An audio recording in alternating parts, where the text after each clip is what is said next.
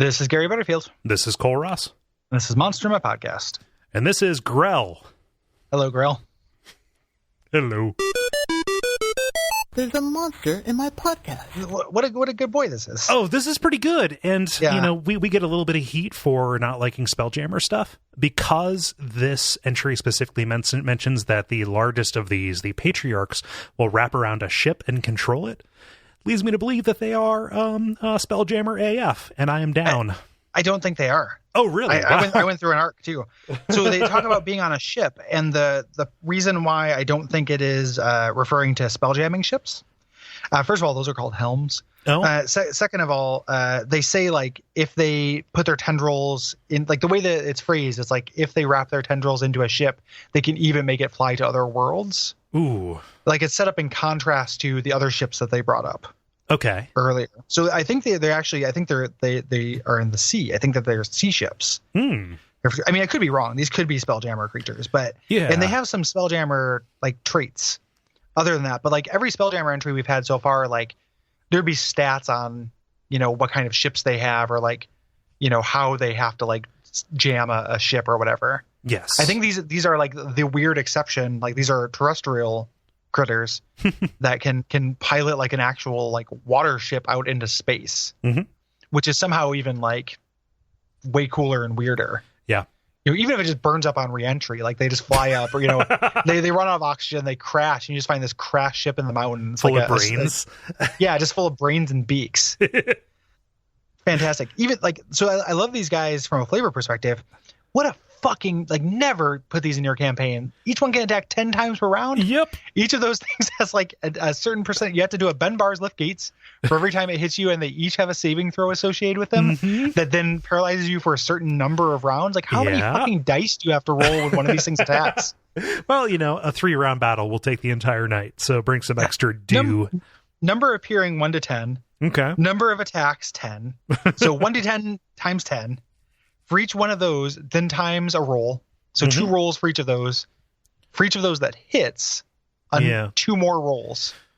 That's amazing. Well, the most efficient way is to like rig up like an Arduino or a Raspberry Pi to a gigantic lever that you pull that just has Grell written across it in whiteout, and then just every time, it's your Grell box, and it's all right. Here we go. Oh, guys, I got another Grell box in my dork crate for the month. Although I would like a miniature ice sculpture of a Grell that only the dork crate would give me in a in a little ice tray for your wedding. Like this, the centerpiece is a Grell, just like reaching out, like. but on the end of each one is a new ring. Oh yeah, that'd be fantastic. I'm going to marry 10 Grells. Choose your ring. No, it's one Grell who marries 10 women. Oh, that's true. Or men. You know, we're not here to be normative. Yeah. It's rare that this is a patriarchy. Yes. Like in the monster manual, which is like the monster manual is not particularly, you know, gender egalitarian, but usually, you know, we have like a hive mother for creatures like this. Yes, yeah. And this one, so they come in, that's a small, medium, and large. Workers, philosophers, which is a great thing to call something that has a gigantic brain. And then ultimately a patriarch, which is just a writhing mass of flesh that will ensleeve a ship like a glove, like a brain glove. Yeah, the patriarchs, I love how little there is about them.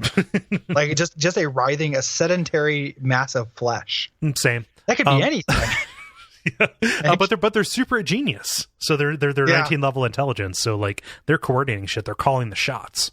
Yeah. This is the kind of thing where I would want this to be like a meta thing where like, let's say you have some problem players, then you just have like a little picture of a Grell. And if they start like acting up, it's like, well, I'm going to stick like even like a single Grell on you and we'll be here all night, you know, again, because of the dice rolling thing. Because they're not like, they look cool and they have kind of a cool flavor, but they're just, you know, evil geniuses. They have the same, you know, traits as beholders. Like they're arrogant geniuses. Yeah. They're the word for lesser being is a synonym for the word for food in their language, which is pretty great. Yeah. But yeah, like they just kind of hang around in the roofs of chambers and then descend on you with their beaks. Silently, and then they grab you and pull you up after like 70 die rolls. Yeah. What you ought to do, so every DM who's listening to this, Okay, just co-opt a system like, let's say, from like a Forbidden Island or whatever it is, where you just have a little meter that says, okay, we're at this level now. We're at Grell threat level 3. Yeah. You know, when we get to 5, I just unleash the Grells. It's like the fucking cuckoos from Zelda.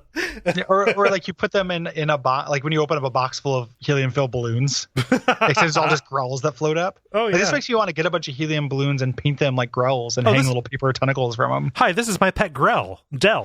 Dude, you're getting a Grell. Brought to you by our backers at patreon.com/duckfeed.tv.